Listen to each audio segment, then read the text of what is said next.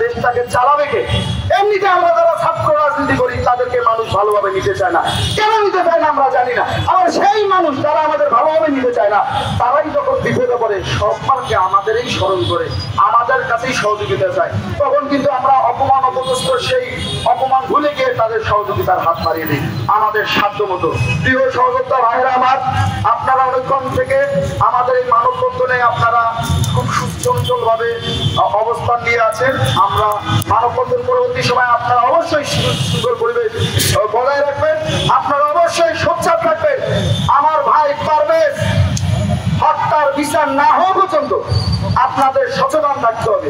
আমাদের এই মানববন্ধন পরবর্তী সময়ও কিন্তু এই মব বাহিনী, এই পথ বাহিনী আমাদেরকে নিয়ে বিভিন্ন নেগেটিভ সমালোচনা করবে।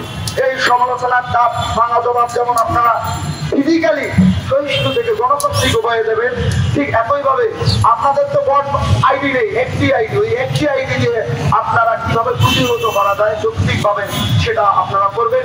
এই বলে আমি আমার সংক্ষিপ্ত বক্তব্য শেষ করছি। বাংলাদেশ জিন্দাবাদ, শহীদ রাষ্ট্রপতি জিয়াউর রহমান অমরক, মহানারীয় মানুষের নেত্রী, দেশ নেত্রী বেগম খালেদা জিয়া জিন্দাবাদ। আমাদের হৃদয়ের স্পন্দন, যাকে ঘিরে আমরা স্বপ্ন দেখি